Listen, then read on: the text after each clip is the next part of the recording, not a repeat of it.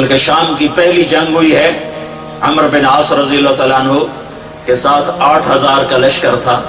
صدیقی دور میں پہلی جنگ ہوئی ہے. 1,00,000 رومیوں کا لشکر اور یہ صحابہ 8000.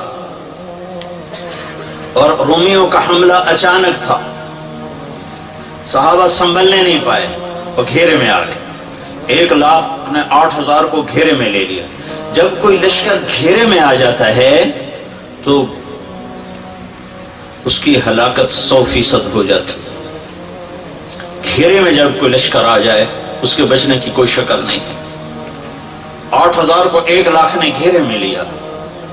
تو اس میں ایک صحابی ہیں بہت بڑے, ان کا نام ہے واثلہ بن اسقع رضی اللہ عنہ. وہ فرماتے ہیں کہ ایسی خوف کی گھاٹی آئی اور ایسا ہولناک منظر بنا کہ ہمیں شعر و شاعری بھول گئی. عرب کی عادت تھی جنگ میں بے خوف ہوتے تھے اور شعر کہتے تھے. سامنے موت کا رقص ہے اور وہ شعر پڑھتے تھے. الموت احلى عندنا من العسل نحن بنو ضبة اصحاب الجمل نحن بنو الموت اذ الموت نزل. یہ اشعار ہیں بنو ضبہ, عرب قبیلہ. وہ جنگ میں کہہ رہے ہیں موت تو ہمیں شہد سے زیادہ محبوب ہے, ہمیں تو موت سے ڈراتے ہو. کربلا کے میدان میں شمر نے کہا ہم تم سب کو ذبح کر دیں گے. تو حضرت حسین نے مسکرا کے فرمایا اب الموت تخوفونی, مجھے موت سے ڈراتے ہو.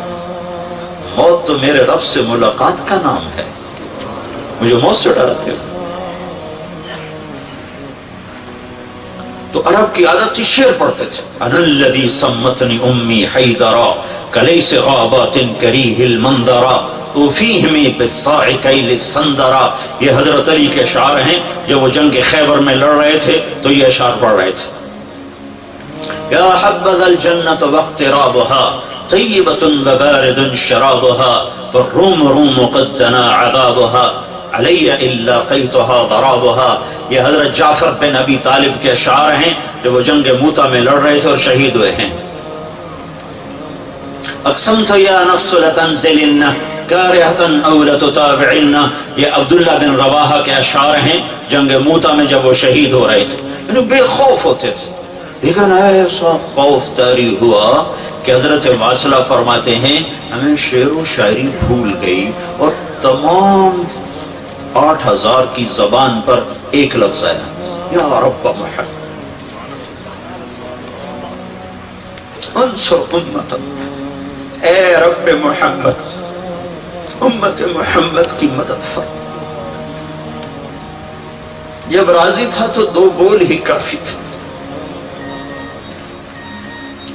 30 لاکھ آدمی بیت اللہ کا پردہ پکڑ کے روتے ہیں. 29 کی رات کو امام کعبہ 1 گھنٹہ دعا کرا, رو رو رو ہلکان ہوتا ہے. پیچھے 30 لاکھ آدمی آمین کہتے ہوئے رو رو کے ہلکان. آسمان کے دروازے نہیں کھل رہے, آسمان کے دروازے نہیں کھل رہے. اللہ کو تو ایک پکارے تو عرش میں ہلچل ہو جاتی, آسمان کے دروازے کھڑکھڑانے لگتے. ابو مالک رضی اللہ تعالیٰ عنہ کو ڈاکو نے پکڑا اور قتل کرنے لگا. انہوں نے کہا یا ارحم الراحم, اس نے تلوار اٹھائی, کہا یا ارحم الراحمین.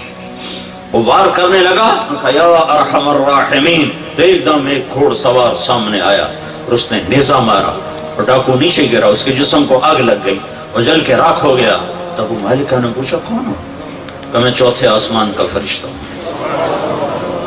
جب تم نے پہلی دفعہ کہا یا ارحم الراحم تو 7 آسمان کے فرشتے پہ دروازے بجنے لگے, کھڑکھڑانے, سارے دروازے کھڑکھڑانے لگے.